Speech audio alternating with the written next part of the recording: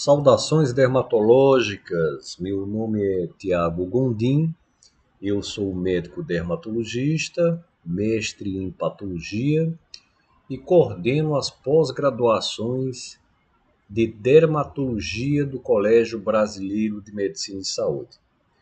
E como de costume, estamos aqui mais uma vez para discutir o nosso curso de histopatologia dermatológica.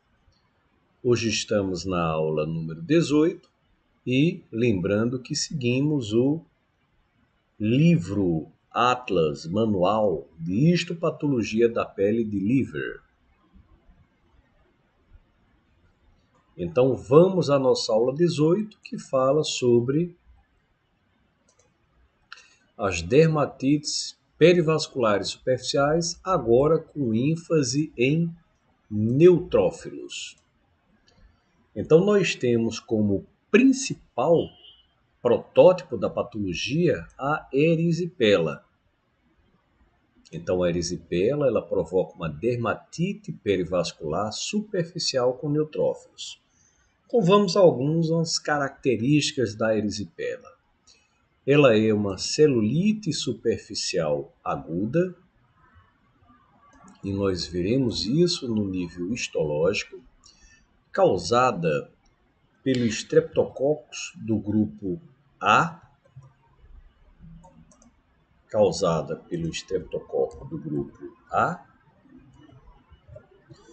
que são aqui representados por cepas não nefritogênicas e não reumatogênicas. Então, clinicamente, ela se caracteriza por provocar um processo inflamatório que se caracteriza por uma área avermelhada, na realidade uma área com um vermelho escuro, bem delimitada, e com endurecimento por conta dos edemas que observaremos no nível histológico. Pode ser complicada por abscessos, por necrose e por faceite, que é uma situação infrequente. Contudo, pode dar, inclusive, seguimento às septicemias. Então, seriam situações muito graves, mas que são possibilidades não tão frequentes, a formação de faceite necrotizante e septicemia. É mais comum que se tenha o aparecimento de abscessos e necrose do tecido mole. Então, vejamos algumas fotografias. A gente teve ali a princípio, há alguns anos, a ideia de que haveria, depois do uso de antibióticos, uma predileção dessa patologia pela face. Uma erisipela sendo mais prevalente, mais incidente em face. E por alguns anos isso até que foi verdade. Contudo, nós estamos percebendo um aumento no número de erisipela nos membros, como de costume, e a erisipela facial perdendo incidência, perdendo prevalência, mesmo com a utilização de antibióticos. Então vejam aqui a marcação, a demarcação. Então é uma lesão que provoca eritema endurecido, eritema vermelho mais escurecido, com sinais flogísticos, com calor, com dor. O paciente pode cursar com febre, pode ter aquelas complicações mais comuns, como abscesso, necrose do tecido mole, e lesões e patologias e complicações mais raras, como a fascite necrotizante e a própria septicemia, que ficaram mais distanciadas devido à era dos antibióticos. Em termos de histologia ou histopatologia, nós vamos elencar nós vamos elencar algumas observações que já citamos. Então, citamos que na clínica o endurecimento da pele referencia o edema. Então, nós temos um processo de edemaciação da derme. Então, uma dermatite perivascular superficial com neutrófilos. Então, os neutrófilos são células extremamente destrutivas. Daí se fala muito em necrose quando de neutrófilos na região. E nós temos uma característica de inflamação, uma característica de infiltração na parte superficial da derme principalmente. Então temos um edema acentuado na derme, isso provoca um endurecimento. Temos a dilatação dos linfáticos e capilares. Essa dilatação está relacionada com o processo de edema e também com o processo de elicitação a essas células do infiltrado, que é um infiltrado difuso com neutrófilos, como já dissemos, os neutrófilos têm uma característica importante na destruição, e esse infiltrado ele pode estar tanto perivascular, como ele pode estar também intersticial. Então, como estamos estudando as dermatites perivasculares superficiais com neutrófilos, os neutrófilos eles tomam uma importante parte nessa infiltração. Então, que pode se estender para um tecido celular subcutâneo, inclusive, pode se estender para o tecido celular subcutâneo. Então, essa dermatite, que a princípio ela é superficial, ela pode ter um aprofundamento. Quando falamos em celulite, é comum discutirmos no tema erisipela, discutirmos também as celulites.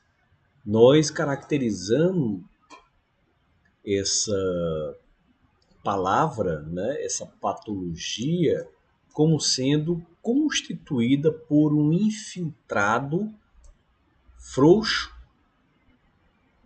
em torno de vasos sanguíneos e linfáticos dilatados. Então, em relação à erisipela, o que nós teríamos de característico na celulite seria esse infiltrado frouxo. E na erisipela, um infiltrado difuso com presença de neutrófilos. Lembrando também que a coloração por Gram ou por Guinza, elas podem mostrar os estreptococos, principalmente dentro dos linfáticos. A coloração por Gram e por Guinza podem apresentar esses estreptococos. Então vamos a algumas imagens. Então nós conseguimos ver um edema importante, esse edema que está abaixo da epiderme, um edema subepidérmico principalmente. Observamos também formação de bolhas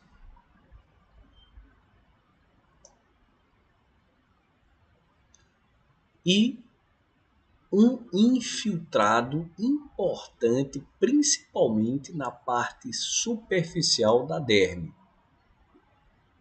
Esse infiltrado constituído muito às custas de neutrófilos. Então, aproximando, nós conseguimos ver nessa imagem grande quantidade de neutrófilos. É também um infiltrado linfocítico e é bastante comum que nós tenhamos essa associação linfócito com neutrófilos.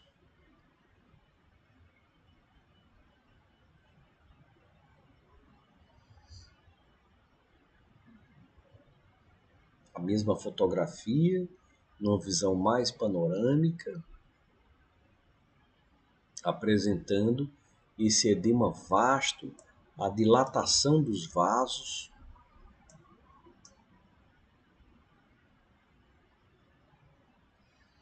e a presença desse infiltrado neutrofílico. Então, mostrando aqui uma imagem mais aproximada, nós conseguimos ver diversos neutrófilos. Essa célula com núcleo chanfrado,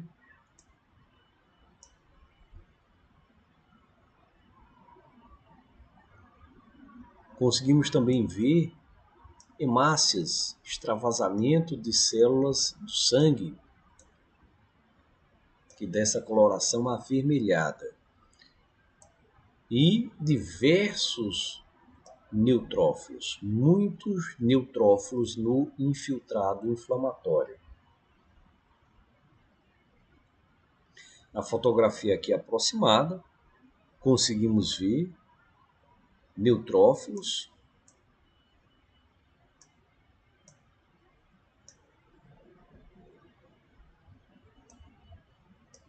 hemácias,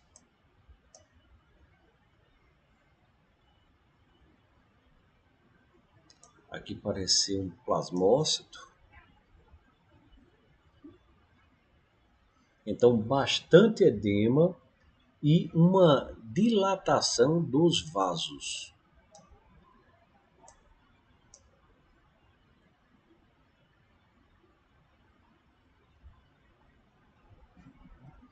Então, em resumo, na erisipela, nós temos uma placa edematosa eritematosa, muito associada a sintomas gerais, como febre, dor, calor. Então, esse edema acentuado também provoca separação dos feixes do colágeno da derme.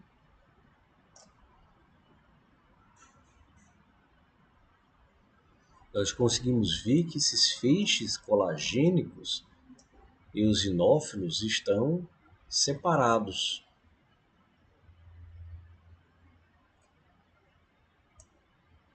Pelo edema.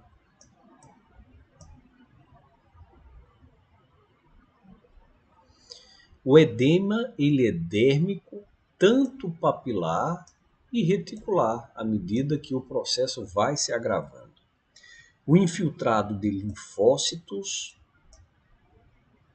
e principalmente neutrófilos e neutrófilos fragmentados, ou seja, neutrófilos que já passaram pela sua fase de batalha, neutrófilos que já estão em processo de destruição. E também existe, pelo processo de ataque desses neutrófilos, a fragmentação do colágeno na derme e o afastamento de suas fibras pelo edema.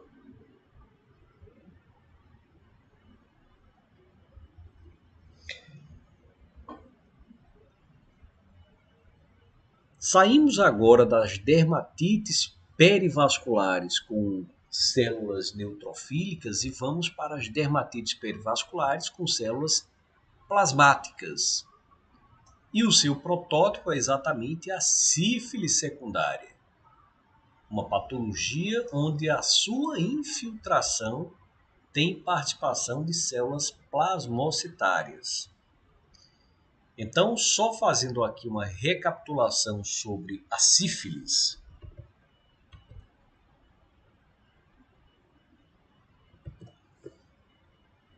Nós vamos ver que a sífilis é uma erupção que, em sua fase de secundarismo,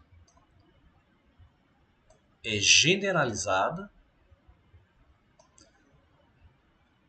constando de máculas e de pápulas com a coloração vermelho acastanhada, podendo também apresentar lesões pápulo-escamosas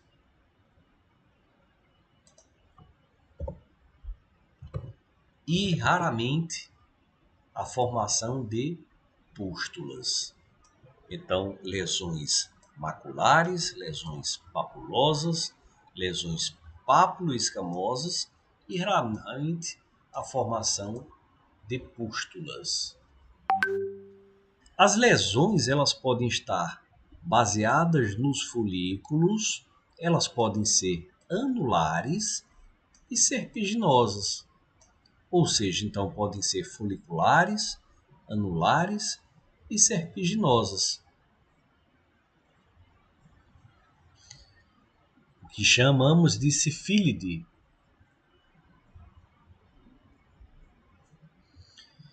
Também pode vir associada à alopécia, e essa alopécia é uma alopécia similar à alopécia dos tricófitons, né? A alopécia tricofítica, similar também à alopécia provocada pela alopécia areata multiloculada, porque exatamente ela mostra diversas falhas. É uma alopécia com, com diversas lesões de clareira na região dos pelos. Então, falando aí também em couro cabeludo. Pode vir também associada ao condilomata lata, ou condiloma lato.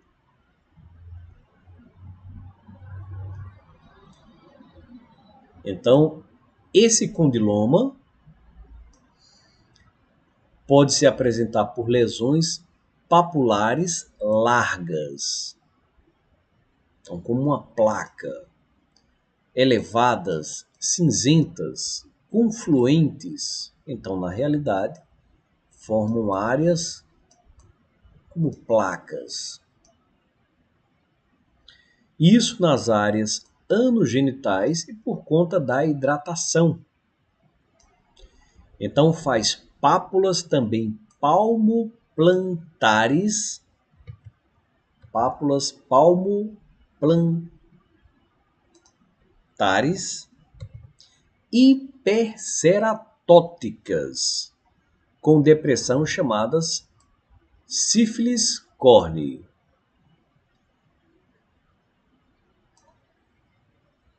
Então são lesões características da sífilis, que a gente diz ser associada ao colarete de Biot. Veremos algumas fotografias.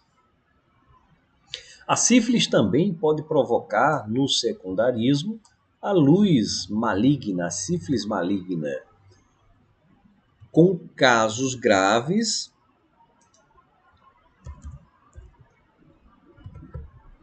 e com ulcerações presentes. Então, pode mostrar úlceras rasas, múltiplas e indolores nas mucosas. Então, úlceras rasas, múltiplas e indolores em mucosas.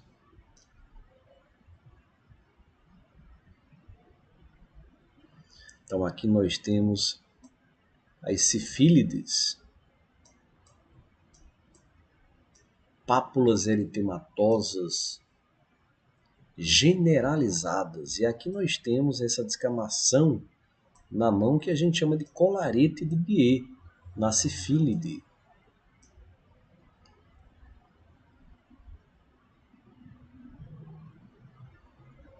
Mostrando-se realmente uma erupção generalizada. E o colarete de Biot também pode se apresentar nas plantas dos pés.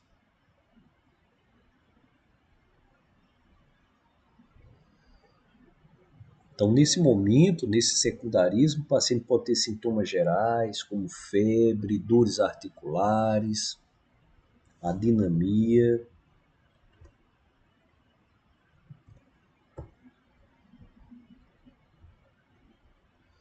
Aqui uma forma mais grave, com formação de úlceras. A luz maligna.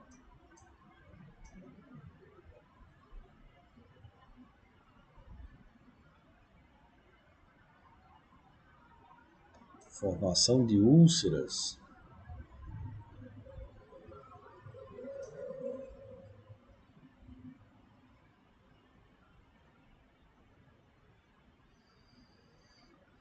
Formação de pápulas eritematosas.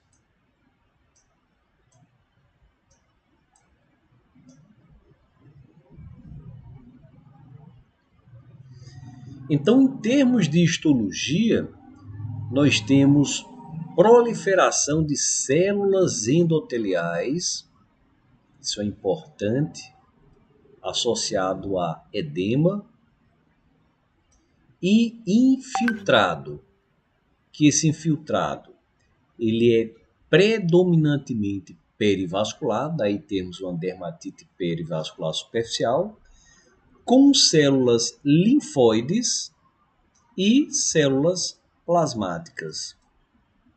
Então, edema, proliferação de células endoteliais e um infiltrado com linfócitos e plasmócitos.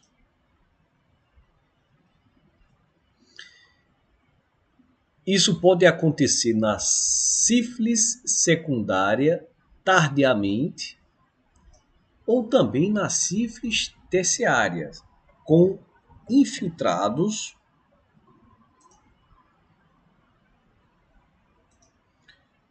granulomatosos de histiócitos epitelioides e células gigantes. Então, a princípio, nós falamos na sífilis secundária inicial, nesse infiltrado linfoplasmocitário. Já na sífilis secundária tardia e na sífilis terciária, esse infiltrado ele é granulomatoso, com histiócitos, epitelioides e células gigantes. Histiócitos, epitelioides e células gigantes. Temos uma hiperplasia psoriasiforme da epiderme com espongiose variável e alteração vacuolar basal. Então, além do edema, além da proliferação das células endoteliais do infiltrado, nós podemos notar na epiderme uma hiperplasia psoriasiforme com espongiose, que é o edema intercelular, uma espongiose variável e uma alteração vacuolar da camada basal. Ainda exocitose de linfócitos e pustulação, com ou sem abscessos neutrofílicos. Lembrando que os neutrófilos são células extremamente destruidoras. Então, esses neutrófilos ficariam na região da córnea.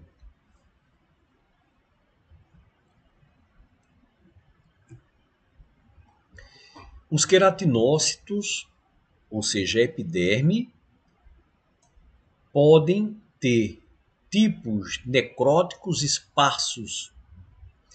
O edema dérmico papilar é variável.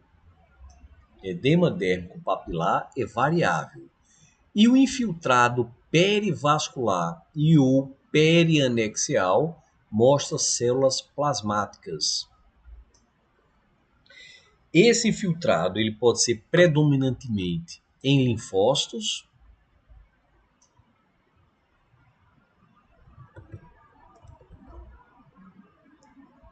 predominantemente em histiócitos,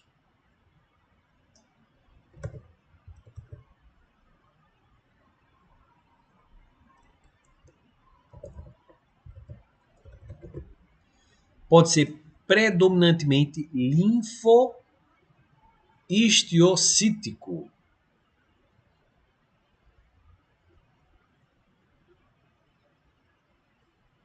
Ou francamente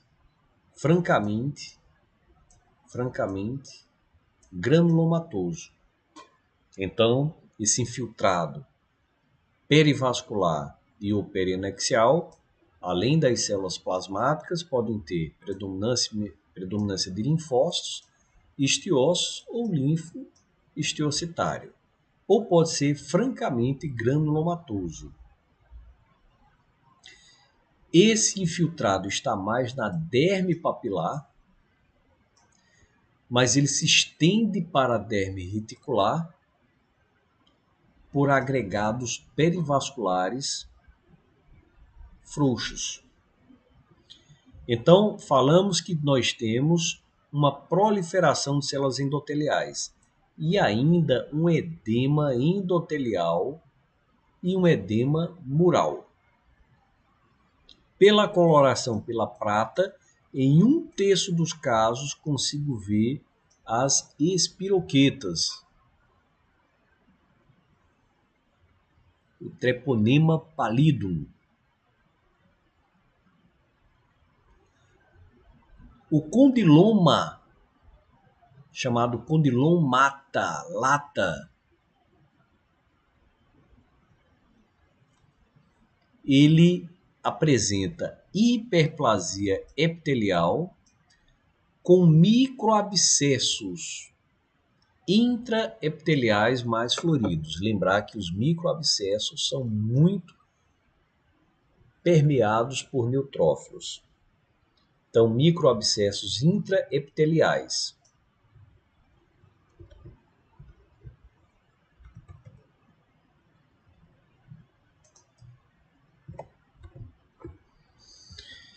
E os treponemas vistos a coloração pela prata. Também falamos em granuloma. Esses granulomas são granulomas sarcoídeos, principalmente na sífilis secundária inicial, em suas lesões papulares.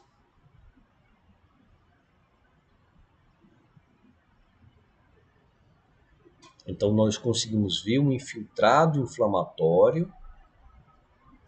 Aqui nós não vimos tão bem esse edema.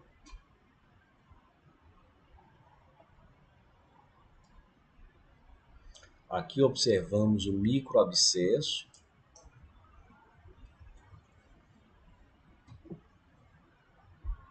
Intracórneo, intracorneal.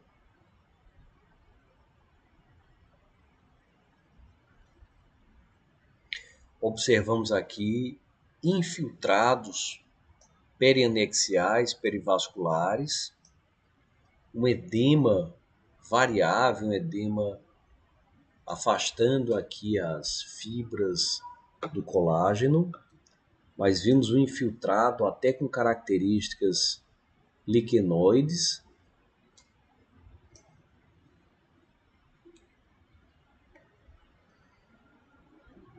Então, lembrando que esse infiltrado ele tem células plasmocitárias, mas ele pode ter predominância linfocítica, histiocitária ou linfohistiocítica. Então, edema variável, o infiltrado principalmente na derme papilar.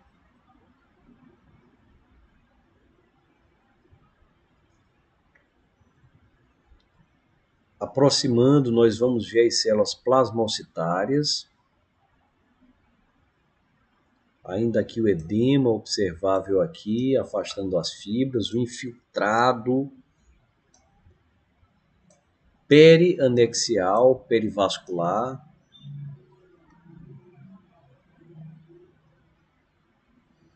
Então, vimos aqui um aumento nas dimensões desse vaso, desse endotélio vascular. E aí conseguimos ver plasmócitos.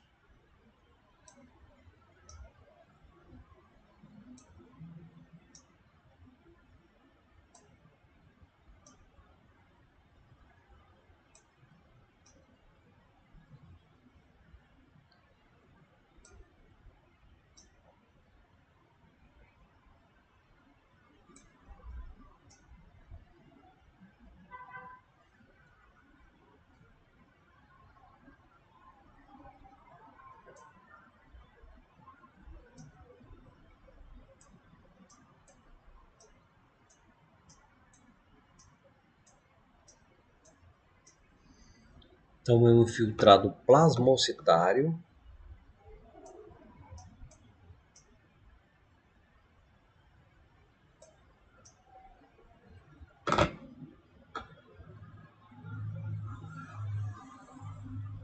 E aqui nós conseguimos ver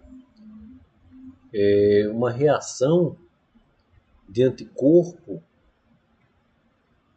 contra os treponemas, contra as espiroquetas.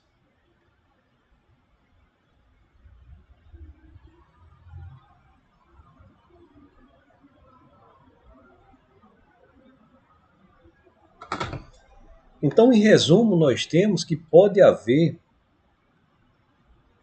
uma fina escama sobre a epiderme acantótica. Então, essa epiderme pode estar com espongiose, uma epiderme que imita a psoríase, ou seja, é psoriasiforme em algumas situações. A derme papilar com edema,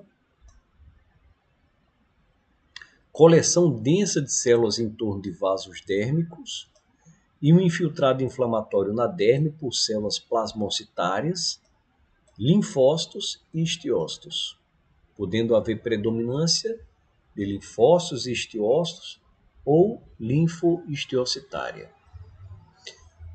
E para finalizar, outra patologia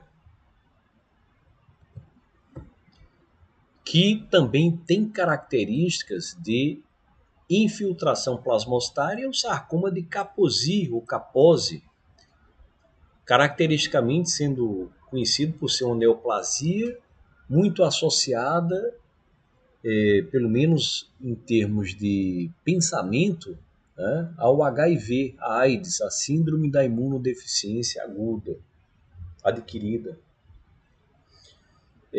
Contudo, existem 4 formas dessa neoplasia rara. A epidêmica seria essa forma associada ao HIV, mas temos também a clássica. A endêmica, em alguns países da África, é a atrogênica daqueles pacientes imunossuprimidos.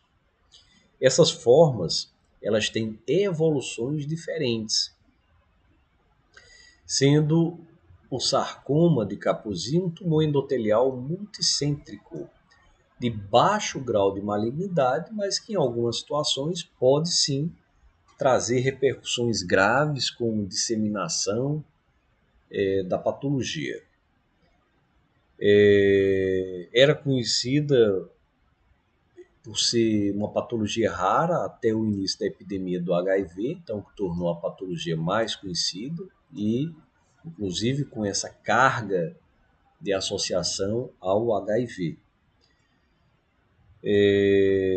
Temos uma forte suspeita de que seja provocada pelo herpes vírus, né, o HHV8,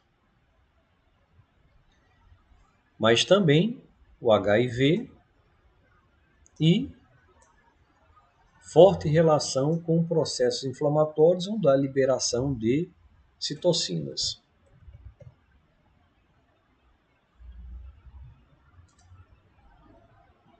Então elas são máculas violáceas na porção distal dos membros, a princípio, e que evoluem em disseminação, podendo atingir inclusive órgãos internos.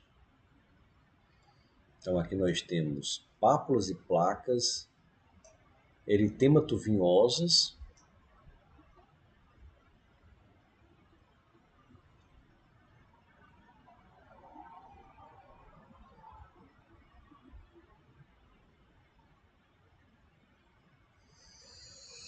e na histologia nós conseguimos ver um aumento de vasos dérmicos.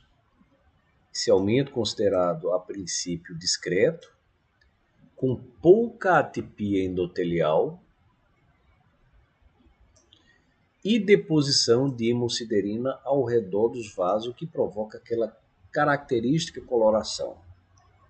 Proliferação celular é maior numericamente e de aspecto fusiforme, então isso nos casos mais avançados, com formação de fendas vasculares irregulares, Então, pode ocorrer extravasamento de eritrócitos, esses eritrócitos íntegros ou degenerados, e a atividade mitótica é mais proeminente em casos avançados. Então, repetindo, nós temos discreto aumento de vasos dérmicos, pouca atipia endotelial, hemosiderina, proliferação celular em casos mais avançados, com aspecto fusiforme, formação de fendas irregulares, extravasamento de eritrócitos e atividade mitótica proeminente em casos avançados. Então aqui nós temos uma formatação aqui de células fusiformes, mostrando que possivelmente já existe aí um avanço.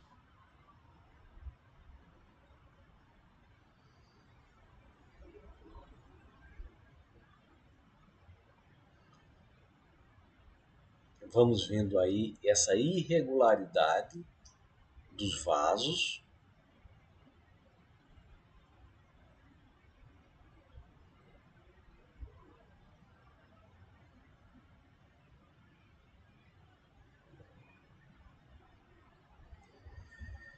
Então, esse aspecto que a gente chama de aspecto em peneira, parece uma peneira.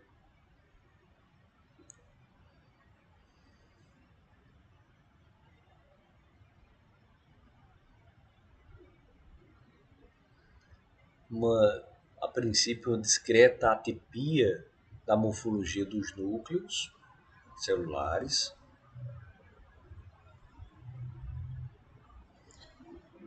E nós temos extravasamento sanguíneo, irregularidade dessa formação dos vasos.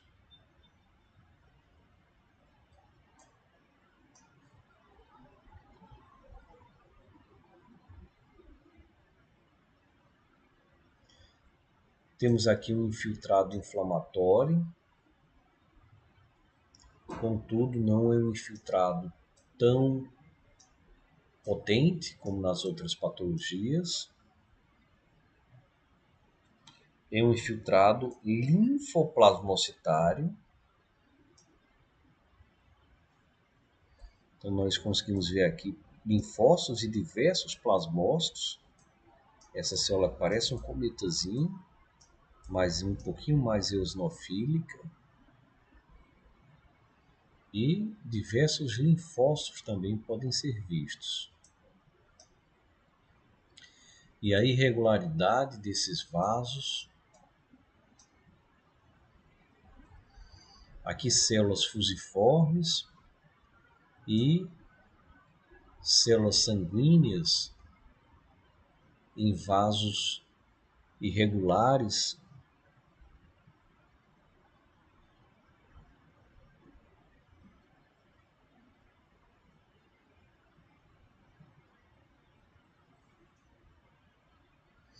Então, em resumo, temos que também o sarcoma de Kaposi pode mostrar uma pigmentação da camada basal, hemorragia, como vimos, na derme, com infiltrado de células mononucleares disperso em torno de vasos sanguíneos, vasos mal definidos de paredes finas e infiltrado em torno desses vasos, que é principalmente linfocito e de células plasmáticas. Bom, gente, próxima aula tem mais. Estamos vendo esses infiltrados de uma forma mais leve para que depois possamos ver as patologias uma a uma. Então, espero ter ajudado no desenvolvimento de histopatologia da pele de cada um de vocês. Me despeço agora. Até a próxima aula.